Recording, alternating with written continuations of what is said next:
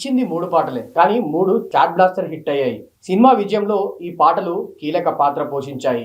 ఈ సినిమానే కాదు, ఆయన గతంలో చేసిన ప్రతి పాట బ్లాక్ బాస్టరే. ఇప్పుడు మనం మాట్లాడుకుంటుంది మరెవరో గురించి కాదు, మ్యూజిక్ డైరెక్టర్ భీమ్స్ సెసిరెలియో. ఈ పేరు ప్రస్తుతం టాలీవుడ్ లో చాలా జోరుగా వినిపిస్తుంది.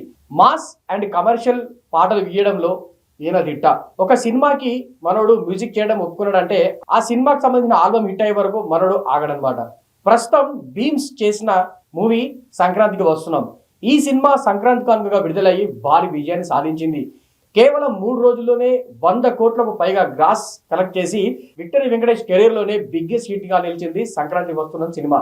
ఈ సినిమాని కామెడీ చిత్రాల దర్శకుడు అనిల్ రావిపూడి తెరకెక్కించిన విషయం తెలిసిందే. నిజానికి ఈ సంక్రాంతికి ఆ పోటీ చాలా తీవ్రంగా ఉండేది. అటు రామ్ చరణ్ గేమ్ చేంజర్ గానీ, బాలకృష్ణ నుంచి డాకు మహారాజ్ గాని వస్తున్న తరుణంలో ఈ భారీ పోటీలో నిలిచింది సంక్రాంతికి వస్తున్నాం. పక్కా కామెడీ అండ్ ఫ్యామిలీ ఎంటర్టైనర్ గా వచ్చిన ఈ సినిమా సంక్రాంతి విన్నర్ గా నిలిచింది. ఆడియన్స్ ఈ సినిమాను విపరీతంగా ఆదరిస్తున్నారు. ఫ్యామిలీ ఆడియన్స్ అయితే ఈ సినిమాని రిపీట్ మోడ్ లో చూస్తుండడంలో ఎలాంటి సందేహం లేదు. అయితే ఈ సినిమా విజయంలో విక్టరీ వెంకటేష్, దర్శకుడు అనిల్ రావిపూడి పాత్ర ఎంతుందో మ్యూజిక్ డైరెక్టర్ భీమ్స్ పాత్ర కూడా అంతే ఉందని చెప్పాలి. తన మెస్మరైజింగ్ మ్యూజిక్ తో సినిమాని నెక్స్ట్ లెవెల్ కి తీసుకెళ్లాడు భీమ్స్.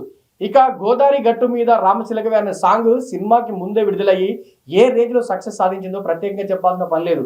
ఈ సినిమా ప్రజెంట్ యూట్యూబ్ లో 100 మిలియన్ వ్యూస్ దాటేసి సరికొత్త రికార్డ్స్ క్రియేట్ చేసింది.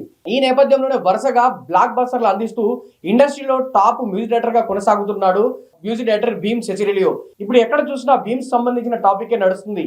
ఇక దర్శకుడు అనిల్ రావిపూడి సంక్రాంతికి వస్తున్న తర్వాత మెగాస్టార్ చిరంజీవితో ఆ సినిమా చేయబోతున్నట్టు కూడా ఆయన కన్ఫర్మ్ చేశారు. ఇక ఈ సినిమాకి కూడా భీమ్సే మ్యూజిక్ డైరెక్టర్ గా ఉంటారంటూ కూడా ఆల్మోస్ట్ కన్ఫర్మేషన్ కి వచ్చేసారు మేకర్స్.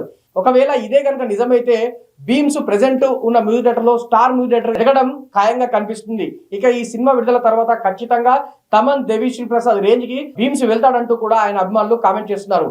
మరి భీమ్స్ సంక్రాంతికి వస్తున్న సినిమాకి అందించిన మ్యూజిక్ పట్ల మీ ఎక్స్పెక్టేషన్స్ ఏంటి అనేది కింద కామెంట్ చేయండి. ఇలాంటి మరిన్ని అప్డేట్స్ కోసం మా పల్లె ఛానల్ సబ్స్క్రైబ్ చేయండి.